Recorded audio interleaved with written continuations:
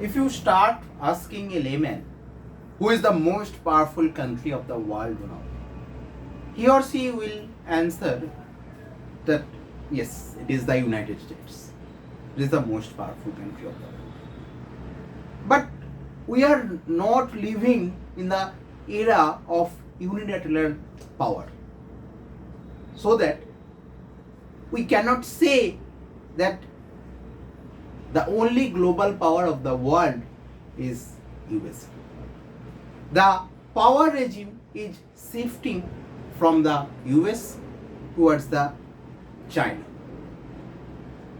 But is China on the verge of crossing USA to be a global power? So let's look at the discussion. Present geopolitical scenario. Is it unilateralism or multilateralism? Where does India stand? Our own country. Okay, so a brief discussion on the foreign affairs of the global powers. So before that, in recent years, Russia and China have convinced themselves that the West is in terminal decline and American primacy in the global order could be challenged. The USA, however, has demonstrated that it has enough capability to counter the Russian and Chinese challenges in Europe and Asia. So, till date, USA seems to be a global power. Let the Russia and China counter this statement. The Russian invasion of Ukraine in February 2022 led to a rallying effect in Europe. Two traditionally neutral nations, Finland and Sweden, joined NATO, North Atlantic Treaty Organization, which is formed to counter Soviet Union in the times of Cold War by United States and its European allies. And Europe doubled down to back Ukraine. So it is known to all of us that Europe is supporting Ukraine in the Russia-Ukraine war. Is the USA supporting also? To a fact of matter, yes. Okay.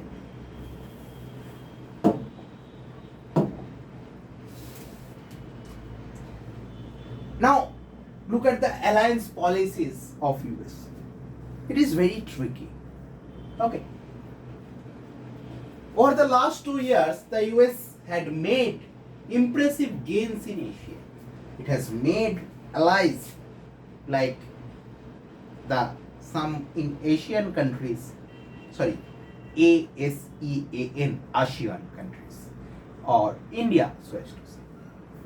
These include even Japan to ramp up its defense expenditure counter China, promoting normalization of ties between Tokyo and Seoul, renewing defense cooperation with the Philippines, signing a strategic partnership agreement with Communist Vietnam, unveiling AUKUS partnership with Australia and UK, strengthening the Quad and enhancing the bilateral ties with India. USA after World War II itself dismissed the Japanese army. In its own effort, it ensured that Japan never took revenge from itself for dropping off 2 atomic bombs of Hiroshima and Nagasaki. It always maintained a surveillance over Japan so that Japan couldn't take revenge. But now, USA itself is spending to strengthen Japanese military or to strengthen Japanese defense. Why? Its only reason is to counter China. the growing Chinese dragon in the Asia. That's the concern, or only concern you can say, because now the situation for USA is doesn't perceive a threat from the perspective of Russia as it had in the Cold War periods. After 1991, the Soviet Union basically broken. Okay, and the Russia, okay, is not so powerful like the erstwhile Soviet Union in the Cold War. Above all, the US had expanded its military support for Taiwan, which China claimed to be its own part. Okay. And it's raising the cost of a potential Chinese invasion.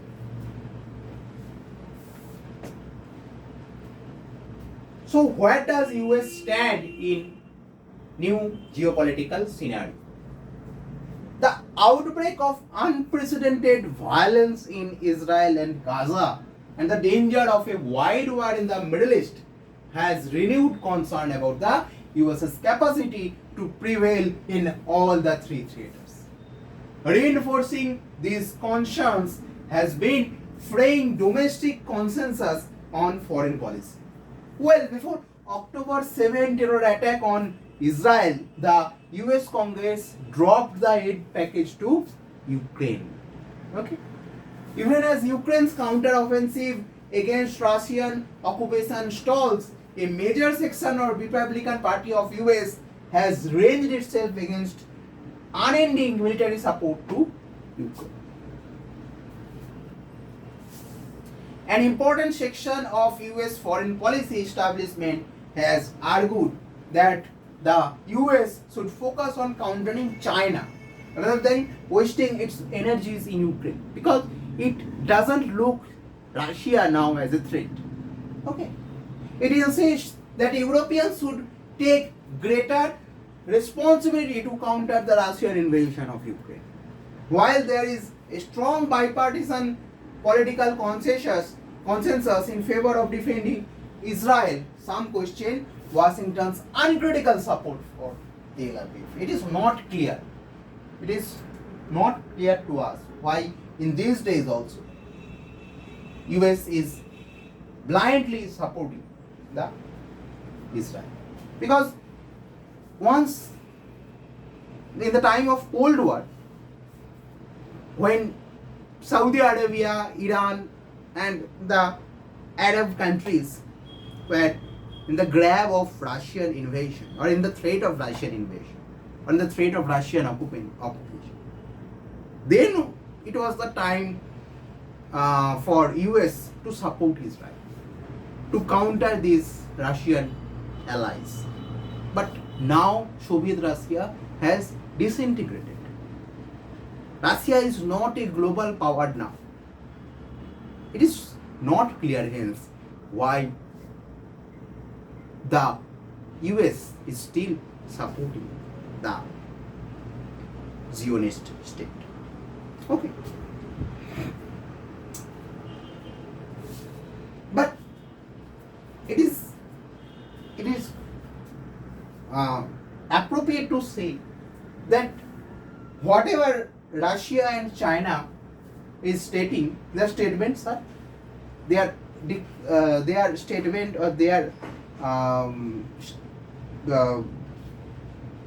status which they are saying about US decline, these tends to be overstated. Why? The US share of the global GDP continues to be around 24%. While it is true that Western share of GDP has declined, much of that decline reflects a substantive drop in the Europe's share, not the US's share. At the same time, it is easy to overstate China's rise. Okay, the current slowdown in Chinese economy suggests it will be a long while, if at all, before Beijing overtakes Washington. The aggregate in aggregate GDP. Okay, it will take a long time if China can at last. On the military front, the US continues to spend more on defense than the next 10 countries combined, including even China and India. Okay. None of the other powers can project military power in the manner the US does. As the crisis has unfolded in the Middle East, the US deployed 2 aircraft carriers in the Eastern Mediterranean during the last few days. Okay. So, on the military front, US is too much powerful. Now come to the diplomatic front. On the diplomatic front too, US has been able to insert itself directly and at the highest level in the Gaza war. Okay. While China and Russia have offered the usual bromides, Biden traveled there personally. Okay. The US president traveled there personally, pressed the Israelis to delay the ground invasion and pushed for humanitarian relief. Even Antony Blinken, the US NSA, National Security Advisor, also issued a statement for the humanitarian relief recently. The US has more leverage than the other major powers with both the Arabs and Israel. All that was not enough to produce peace, but there should be no doubt about who has the greater influence in shaping the regional landscape. So the structure of great power conflict to favor Washington. Although Russia and China have gotten closer than before, both are eager to work out even inseparable deals with the US. So both have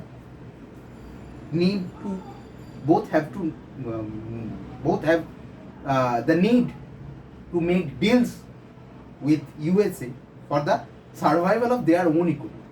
Okay, in a separate manner. For Moscow and Beijing, it is a question of terms and not a matter of ideological principle. Okay. All the time ideology not wins over economy. Okay. Economy is the main concern. The US has domestic problems and China and Russia also have their own. We all know about Xinjiang provinces of China.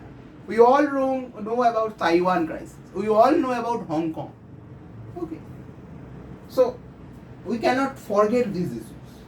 All of these countries have their own domestic problems. The strongman rule in Moscow and Beijing may mask those difficulties but cannot hide them from the US. Now the greatest US advantage is its system of alliance that vastly outgun the coalition that Russia and China have sought to construct. The Biden administration has made a conscious decision to look beyond its traditional alliances. By strengthening those who have a stake in defending themselves against China, the US has enhanced the Asian deterrent capabilities against Beijing. The Biden administration is also financing its declared ideological framework, the democracies versus autocracies. As the US NSA Jake Sullivan put in a just published article in Foreign Affairs, the range of countries supporting Washington includes those with diverse political systems. We will work with any country prepared to stand up for the principles of UN. US is always a supporter of democracy. Okay.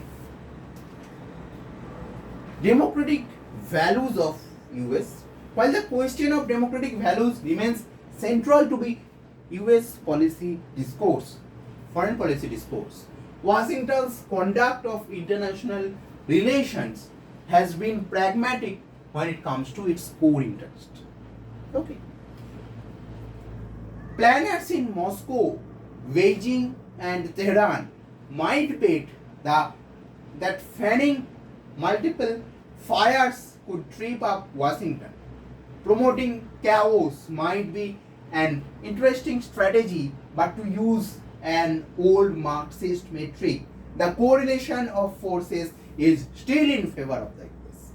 While the challenges confronting the US are complex and demanding, Washington has the will, resources, and room for much geopolitical maneuver.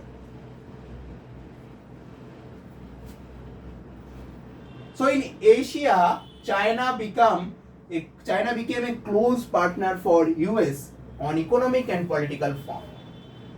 This in turn translated into new possibilities for cooperation among major powers on global issues, such as proliferations of weapons of mass destruction, climate change, and pandemics. The integration of China into World Trading Organization in 2001 gave a huge boost to Beijing's economy, which rapidly emerged as the world's second largest economy after US. Asia has, over the last decade, seen China's growing unilateral efforts to alter the borders with its neighbors, like India. China has also sought to manipulate the rest of the world's dependence on its economy by using its debt trap policy, okay, for political and strategic gains. Okay. Besides reversal of key policies initiated by Deng Xiaoping in the 1980s, peaceful periphery and common prosperity has devastated regional and global institutions. So, Beijing's attempt of unilateralism. Beijing's attempt to gain unilateral economic advantages has compelled the US and Japan to de-risk the massive interdependence with China built over the decades. Like much of the world, India also bet in the 1990s that economic cooperation with Beijing would be mutually beneficial and help to resolve political differences. Thanks to this hegemonic ambition, India has been cured of that illusion. In the 1990s, Moscow persuaded Delhi to join hands with Beijing in promoting a multipolar world that would counter American unilateralism. The core principle of India's post-Cold War multilateralism has begun to unravel as economic and security threats mounted from China. The problem for Delhi, it became increasingly clear, was from a unipolar Asia dominated by Beijing rather than from a unipolar world led by the US. An expansive and positive US engagement with India aided this profound shift in Delhi's perspective. India embraced the Indo-Pacific idea and revived the Quad that had gone moribund in 2007. This involved greater military strategic cooperation with Australia, Japan, and US in Asia. Now look at the India's way of multilateralism. India in different times reiterated that the Quad is not in competition with the ASEAN, but will complement its effort to promote the regional stabilities through more bilateral and multilateral security cooperation to deter and limit unilateralism and territorial expansionism. India's focus on what External Affairs Minister S. Jaishankar calls a re-globalization, that is more diversified, more democratic, where there would be multiple centers of production, not just of consumption. Put simply, globalization cannot be tethered to China's factories and Beijing's own political fancies and fanatics. So India is not walking away from finding collective solutions despite the current crisis in multilateralism. India has put much effort in the last few months not to tie the fate of the G20 to just a few issues like Ukraine, but to pursue agreements on a range of consequential issues like modernizing the global tax regime and reforming the multilateral development banks. Finally, putting the concerns of global south on the G20 agenda is likely to be a lasting contribution of India's new multilateralism. Although widely misunderstood as a return to the old confrontational politics of the NAM, that is non-alignment movement in the 1970s, Delhi's current emphasis is on building bridges between the developing and developed countries, global south and global north, where India is advocating for the global south. So this is where I want to conclude my discussion. Keep yourself mentally and physically fit. Bye bye.